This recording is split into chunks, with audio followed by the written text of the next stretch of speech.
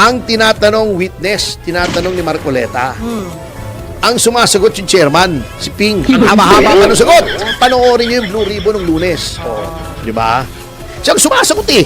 Pinapalusot niya si Romualdez. Itong information is not enough to implicate, not even implicate the former speaker.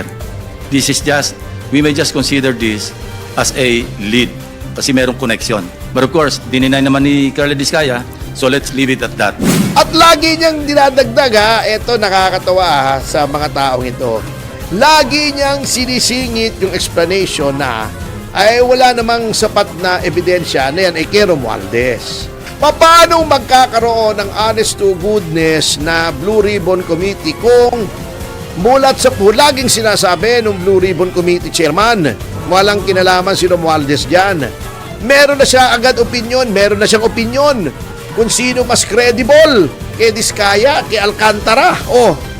Paano ka makakakuha ng patas na investigasyon kung meron ng preordained na conclusion yung chairman? Di ba? Kita niyo yung Blue Ribbon kasi talagang moro-moro. Saan kayo nakakita? Tinatanong ni Congressman Marcoleta yung witness. Opo. Yung sa Tamarind Street sa Forbes Park. Opo. Oo. Kung sinong may-ari, nakikita daw nila si Diskaya roon. Yung sinasabing bahay ni Ferdinand Martin Romualdez, si Diskaya daw, nakikita nila roon para nag-front daw kay Romualdez. Opo.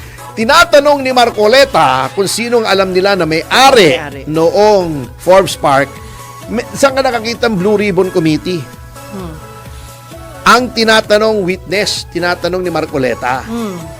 Ang sumasagot yung chairman, si Ping. Ang haba-haba pa ng sagot. Grabe naman. Napakahaba. Huwag niyo akong paniwalaan. Panoorin niyo yung Blue Ribbon ng Lunes. Di ba? Siyang sumasagot ng tanong. Pinapalusot niya si Romualdez. At lagi niyang dinadagdag eto nakakatawa sa mga taong ito. Paano kang hindi mayayamot? Lagi niyang sinisingit yung explanation na ay wala namang sapat na ebidensya na yan ay kay Romualdez. Hindi porket yung dating may-ari ay yung Romualdez Media Group na nga wala pa rin ebidensya. May nagsasabi na nga na si Romualdez ang may-ari noon nakikita na nga may mga taga roon nga Opo. wala pa rin ebidensya. Paano magkakaroon ng honest to goodness na Blue Ribbon Committee kung mulat sa laging sinasabi ng Blue Ribbon Committee Chairman, walang kinalaman si Romualdez dyan. Meron na siya agad opinion, meron na siyang opinion kung sino mas credible, kay Diskaya, kay Alcantara. Paano ka makakakuha ng patas na investigasyon kung meron ng preordained na conclusion yung chairman? Di ba? Di siya na humatol. Kaya nga, di mag-isa na lang siya, parang si Andy tapos Reyes, na. yung ICI, di ba? Opo. Nasa ICU na. Yung ICI. Kasi naghihingalo na di ba? Ganun. Sinasabi na ni Marcos Jr., ang ICI is near the end of its life. The ICU na. Opo. Ay, ganun. Terminal na. Naghihingalo na. Naka-respirator na. Opo. Yun ang nangyayari. So, wala tayong maasahan sa ICI. Wala naman lumabas na maayos doon puro executive session. Opo. Di ba sinasabi nga natin yung ICI, King Koy. Sabi na. Sa dami-dami ng pinatawag, meron pa silang rules on live streaming para ma-live stream daw yung testimonya ng mga iniimbestigahan nila kasi kailangan daw transparent. Di ba? Pinapaalam sa mga taong bayan kung ano nangyayari. Ay, di ba lahat executive session, puwera lang isa. Sino po? Isa lang ang in-stream nila. Pagkatapos natakot yata sila kasi nakikita ng mga taong bayan yung katotohanan. Ayon lang ibigay yung katotohanan. Pag nag-live stream, lahat. Dumating si Arjo Atayde, executive session. Dumating si Sandro Marcos, executive session. Kaya wala nang nag-iintindi sa ICI, men. Hindi ka pa bang mga balita tungkol sa ICI, wala. Wala. Kasi wala nang kabuluhan eh. Ano yun, sir? Sila-sila lang ang nag-usap? Oo, sila lang. Ayon lang pa alam sa taong bayan. Wala na. Oo, wala talaga. Wala na. Executive session, di ba nung una, high hopes tayo eh. Opo. Wow, ICI. Kasi natuwa pa nga kami. Opo. Di ba? Hmm. Sabi pa nga, okay.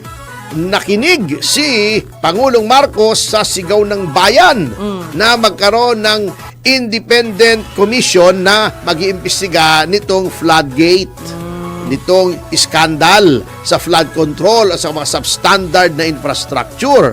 O ano nangyari? Kamote. Wala na. Kaya yun, below sea level yung trust rating niya, walang nagtitiwala sa kanya.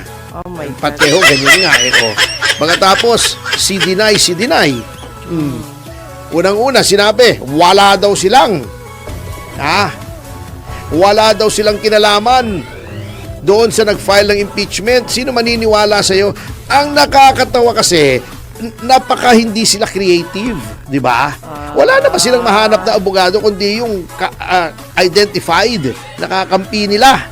Kita mo, ang sinasabi, itinatanggi nila siya. Siyempre, meron ba naman tao na aamin Opo. sa mga kabuktutan na ginagawa, di ba? Opo. Ang nag-deny pa, si Auntie Claire yata, sinong maniniwala dyan, di ba? Oo. Di ba? Yun lang. Eto, sinasabi nila, wala daw script na sinusunod doon sa impeachment na walang kakwenta-kwenta na inihain. Wala daw, di ba? Pinaliwanag na natin yan Opo. kahapon kung bakit kahina-hinala yan based on facts that can be easily verified.